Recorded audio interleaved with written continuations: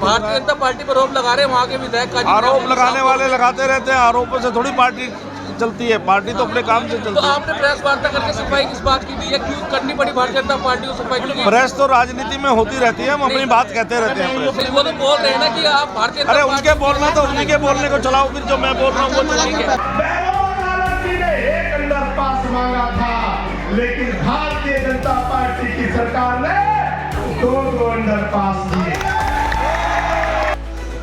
दोस्तों, इस समय मैं पाटली गुज्जर में हूँ और आपको बता दें नगर पंचायत के जो चुनाव है फिलहाल चल रहे हैं। और आपको मैं जानकारी दे दूँगा कि जो हमारे साथ बेरोज आलम है, इनके जो भाई हैं बड़े, उनकी धर्मपत्नी इस सीट से चुनाव लड़ रही है अध्यक्ष का। भारतीय जनता पार्टी ने अपना प्रत्याशी बनाया चांदनी जी को और आज उनके चुनावी कार्यालय का यहाँ पर उद्घाटन हुआ है। इस उद्घाटन के अवसर पर आपको बता दें राज्यसभा सांसद नरेश बंसल, जिला पंचायत अध्यक्ष और तमाम यहाँ पर भारतीय जनता पार्टी के जनप्रतिनिधि एवं कार्यकर्ता पदाधिकारी उपस्थित रहे। और इस सभा में काफ़ी क्षेत्र के लोगों की भारी संख्या में उपस्थिति दर्ज की गई।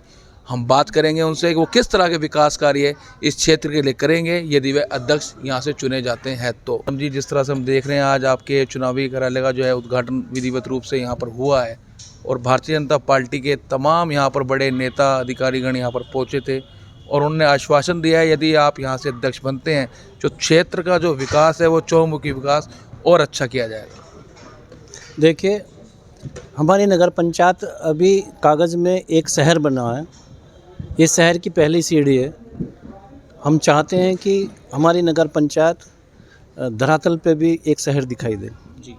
उसके लिए जैसे पानी की टंकी, जैसे शिक्षा के संबंध में हर तरह के विकास के, एक हमारे पास झील है उसका डेवलपमेंट।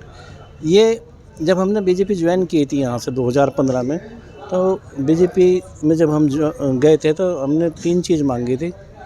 एक तो नगर पंचायत, हमारा गांव नगर पंचायत बने। दूसरा एक झील हमारी थी जो 22 साल से पर्यटन विभाग के पास चली गई थी। तीसरा था हमारा पुल, अंडरपास। हमें तीनों चीज़ दी है। आगे भी हम उम्मीद करते हैं कि अगर जो यहाँ नगर पंचायत का विकास होगा तो भारतीय जनता पार्टी के हाथों से होगा। ठीक है सर, हम यहाँ देखते हैं कि सबसे बड़ी जो समस्या इस समय है रेलवे का जो अंडरपास, वो भी आपके द्वारा बताया गया, क्षेत्र के लोगों से बात हुआ है यहाँ की सुविधा के लिए, क्योंकि इस गांव से कई गांवों के रास्ते जाते हैं, जहाँ से पनियाला हो, झबरेड़ा हो, कहीं भी जा सकते हैं लाटर देवा तक, तो वो जो है वो बंद पड़ा है। सर, उसके लेकर आप कितना प्रयास कर रहे हैं? देखिएगा, जो हमारा अंडरपास बना है उससे बनने के बाद यहाँ उसके चारों तरफ झील बन चुका है। ठीक है। जिसके लिए ठेकेदार ने काफ़ी कोशिश की है, मिट्टी नहीं उपलब्ध हो पाई है। अब उसका मैं मानता हूँ कि शायद मेरे हिसाब से या तो टेंडर हो गया हो या होने वाला हो। बहुत जल्दी इस बात से भी निजात हमें मिलेगी कि इसमें पानी नहीं हो रहेगा। सर, यहाँ पर और क्या क्या समस्या मेन जो है उनको आप कब हल कर पाएंगे? कौन कौन सी समस्या देखते हैं इसके अलावा? देखिएगा, हमारे यहाँ पानी की समस्या है। मेरे यहाँ ट्यूबवेल लगा हुआ है जो पानी की टंकी घर घर जानी थी। ठीक है। जब मैं प्रधान था तो मैंने प्रयास किया था कि वो पानी की टंकी लगे।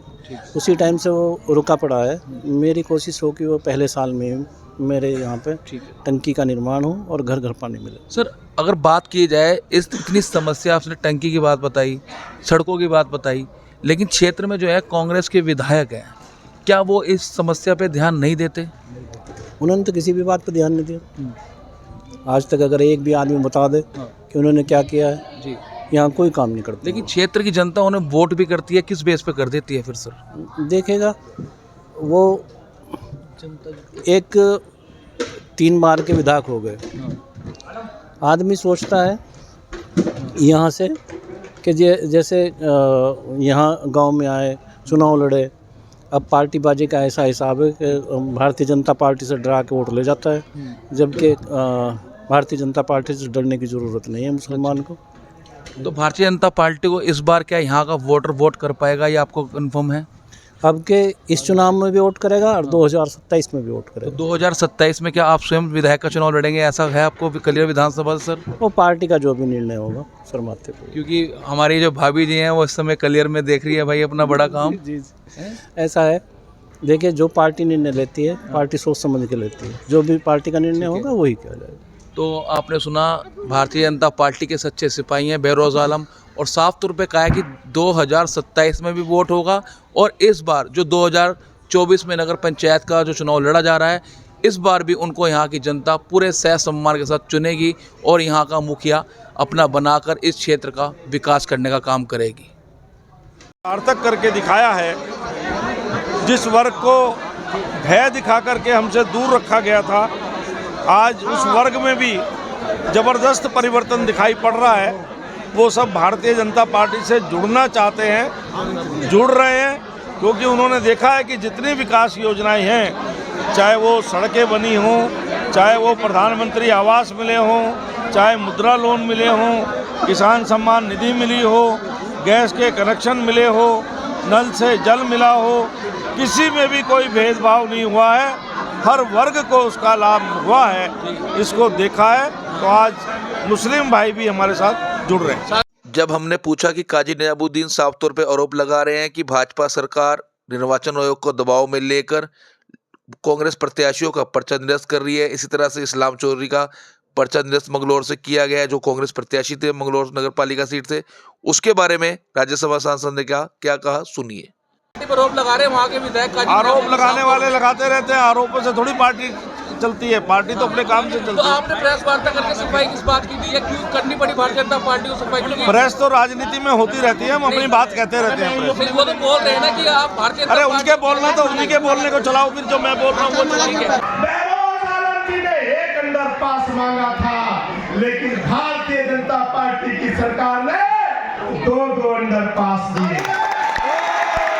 आज का सबूत है कि आप राष्ट्रवादी विचारधारा को मानने वाले लोग हैं, आप डॉक्टर APJ अब्दुल कलाम को मानने वाले लोग हैं, आप वो मुसलमान हैं जो वीर अब्दुल हमीद को मानता है, आप वो मुसलमान हैं जो देश के लिए जीता है, देश के लिए मरता है, जो कुरान की आयत हुब्बुल वतनी निस्फुल ईमान का मानने वाला है। वतन से मोहब्बत ईमान का एक बड़ा हिस्सा है, जो ये मानता है वो जी को भी बुके देकर उन्हें शोर उड़ाकर उनका सम्मान करें। और मैं आग्रह करूंगा प्रधानी जी से कि उनका सहयोग करते रहें। आदरणीय अमन त्यागी जी, मैं आग्रह करूंगा आदरणीय हाजी बहरोज आलम जी से कि अपने सम्मान के अध्यक्ष भारतीय जनता पार्टी